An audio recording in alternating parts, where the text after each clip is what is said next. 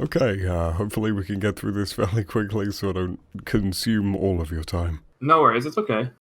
So first up, who are you?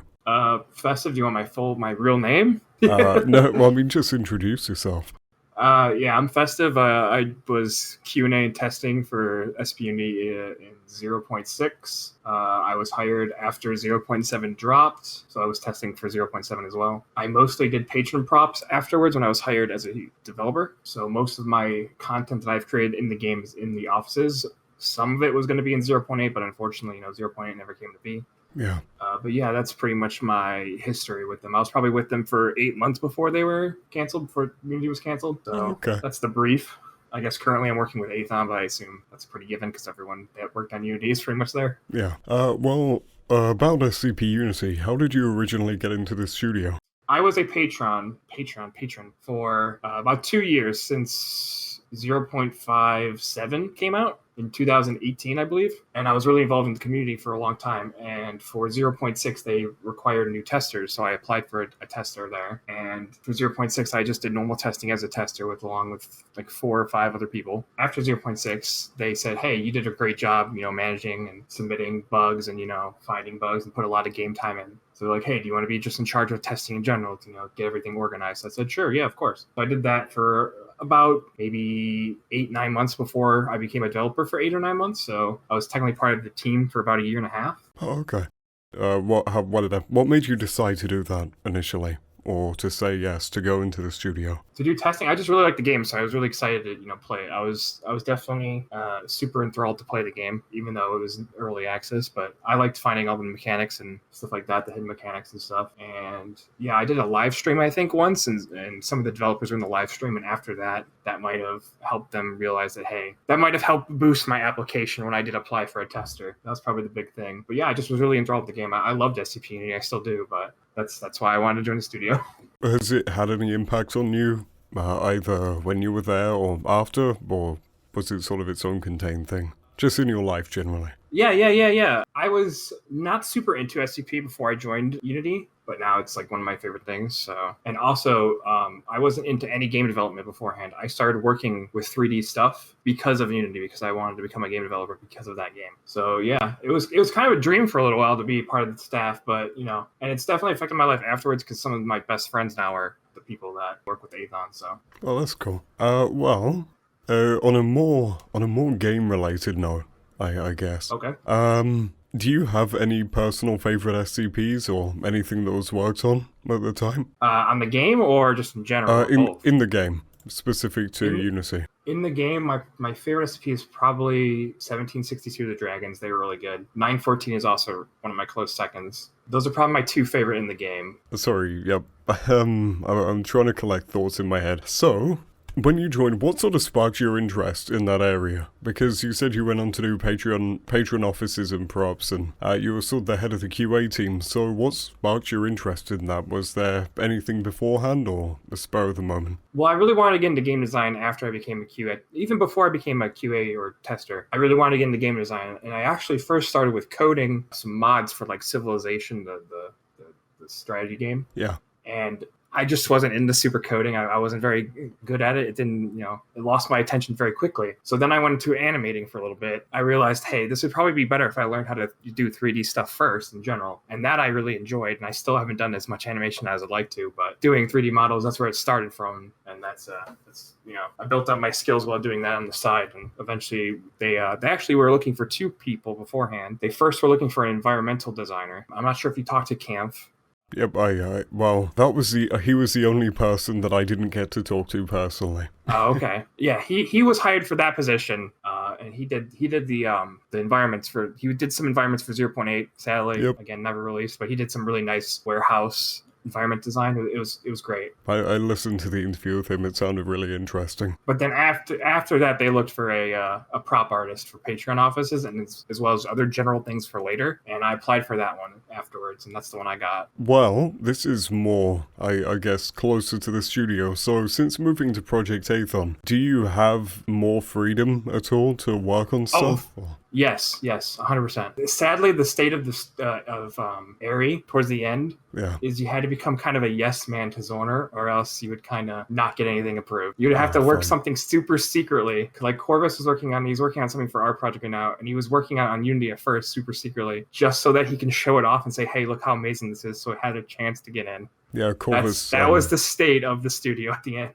I believe Corvus was working on the sound occlusion and a rework. Yes. Yeah. I don't know how much he said about it, but he said what he's currently working on is really great. It's some really good shit. He didn't really talk about what he's doing for Project Aethon, just that he has the freedom to work on that now. Mm-hmm. Well, about Project Aethon, are there any plans to expand to other genres in the future? By other genres, I don't know again how much I can reveal about the first game. We're kind of trying to keep a secret till our ARG is solved. Like general plans. Since we have since we can choose different SCPs, it's not like a facility design, right? We can choose more SCPs that explore more exploration instead of horror, or fantasy instead of. So we're totally free to new genres as well, because we can use anything inside the SCP universe that we think it would make an interesting game. Well, did you have much experience initially with Unity, either for Project Aethon or SCP Unity? That was one of the better things about Unity for sure, is that since I was doing patron props, the patrons would get to choose what I have to make, which would be fun because I get to choose what I would like to work on first, but it was also a great challenge building experience because I was able to do things I would never do beforehand. For example, one time I'll be asked to make like a battleship model prop for their office desk. Then I'll be able to have to make flowers like in a vase. Yeah. And then I'll have to make, like a plush doll. It broadened my expansions for different types of modeling for sure. Well, on a similar thing, I was just going to ask, did you have to work with other people? I assume you had to work with Aerie since he was the primary person implementing offices? Yes. So I was actually never given engine access to Unity, believe it or not. Yeah. All of my work would be passed through Aerie, and he would implement it. So I would literally just give Aerie the models, and I guess I worked with Zoner a little bit because he set up this patron database that I had to, he made this coding patron database so that it was a separate website from Patreon where it would just handle prop requests and stuff. But other than that, I would go on this website that Zoner made, see what's in order of what props I need to make, choose one, work on it. Once I finish it, give it to Aerie. And once he does an office build where he builds offices and stuff, I'm like, this goes to this person's office, this goes to this person's office, etc. I can't remember the exact number, but I remember that it was roughly, 300 patron offices made? Yes. What is there one that stands out as being the hardest task, or was it all about the same? There was two in particular that were very challenging. The one that I remember the most was the battleship, because that's when I was first hired, and that was a really complicated model for how new I was to modeling in general. I was only about 4 months into modeling at that point, so that was a pretty difficult one. And then the next one was a bit later down the line. I want to say in September, someone commissioned a Oni mask, and I've never done faces before. I had to get a whole new program called ZBrush because I'm like, I cannot do this efficiently in Blender. So I had to learn a whole new program just for that one model. So that one was a difficult one too. Oh no. Well, how do you... I know... I'm trying to remember numbers, I'm not even going to bother about implemented, non-implemented ones, but how do you feel about the game being left at 0.7.9?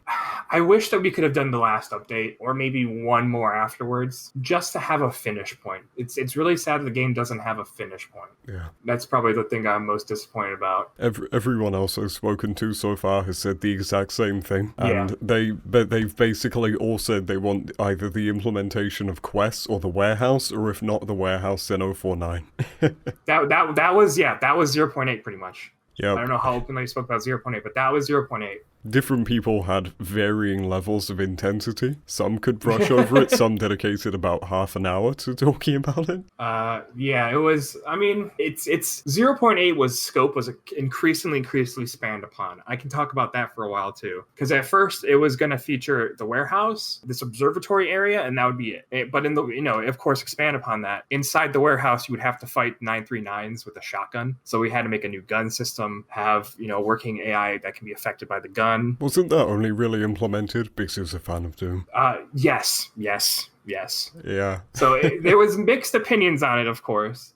Yeah. And I really liked Aerie's approach. I don't hate the idea of going down there with a shotgun, but I wish it wasn't the only option. Aerie Yeah. really wanted to implement a stealth option as well, just so you don't have to, kill some beloved SCPs if you don't want to. Since the only bit of continuity is that you don't use guns. Yeah. So that was the main thing that Zorner and Camp was working on. They were working on the warehouse event and shotgun. Corvus, of course, was working on pretty much everything because he was the sound thing, so everything that needs sounds he would have to work on. Aerie was working on the quest system, which it was like the best way to describe it is like Fallout or Skyrim, where you can interact with things and it'll have this open panel. It was really interactive. It was really nice, actually. They've all talked about the stuff they were working on a lot.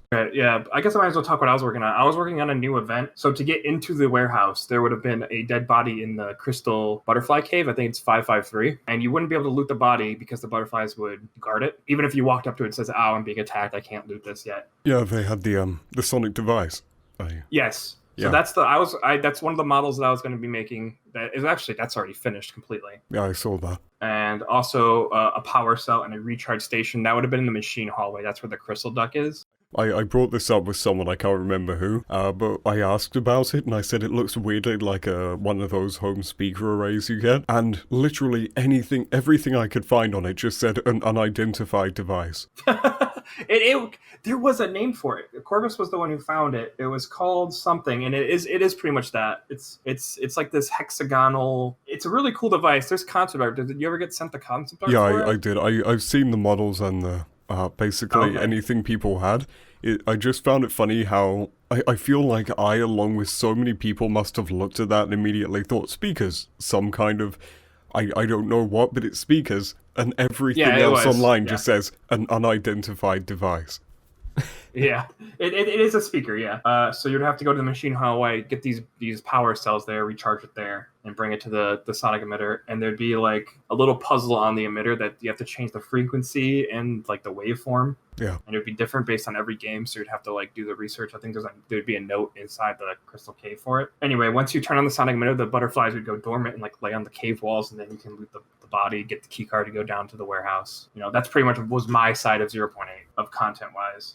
Well, you're working on stuff, but I think I can guess what the response is going to be based on before, but what aspects of the game, if any, did you have influence over? That's what I would have been. Other than that, the only content that I have in the game is patron office stuff, just props and patron offices. So you didn't really work much outside of QA and modeling? All the major content that I was working on would have been the major content update of 0.8, which, never happened. Well, I guess about this is partially Project Aethon, I guess, but were there any plans to restart development after Unity dissolved? Restart development on Unity? Yeah. We can't. The Zorner owns the code, and he specifically said you cannot continue working on this game without my consent, and he didn't give us consent to work on it. So to avoid legal issues, we literally cannot work on the game. I mean, I know about all the reasons, and I've even had Arrow give me a full 25-minute breakdown of all of the events, and Arrow gave me like a half-hour talk on... Oh, God. Yeah, Aru was done dirty out of everybody. I've been given a full thing. It's just interesting to hear what everyone has to say, because people like Corvus and Error are right up at the top, and then Aerospice, Camp, all that, they're roughly in the middle in terms of like how close they were to the project. And it's just interesting hearing Error say something like, oh, this and that happened, and then I realised that fills in the missing puzzle piece for what Aerospice was saying. Yeah. and it all just comes together. I guess in a slightly more forced positive note, were there any highlights you remember? Yeah, of course. I was really happy to work on the game for sure. And to be completely fair, I was probably one of the better treated people, but I was also kind of a yes man, so I would never say, oh, I think that's a bad idea. I would just go with the flow, really. So I was happy to be there at that point. So I really didn't experience much of Of course, I had some of it, especially with Jallo. I'm pretty sure people gave you a long thing about Jallo. Jallo was, bad. I mean, they've talked about the impacts they had. Yeah. Because we had, this is probably... I'll say it, why not? We had a newer game tester for 0.7 that I recommend. I'm like, hey, this person's great. I bet they'll be a great tester. And I still think they are. But he was 16, and he's 17 now, 18 almost. And he would say nice things about the game, or there was this mod where you can get ray tracing on Unity, and he was showing off screenshots of that. And for some reason, she got mad at him for it and made me like yell at him for it in like a private call. It was just like bullying. It was not fun. How dare you? That was bad. How dare you show off this cool thing the community made? It was terrible. That was the worst experience. I'll tell you that for sure. Okay, that was a good answer to me asking about your highlights in this studio. Sorry.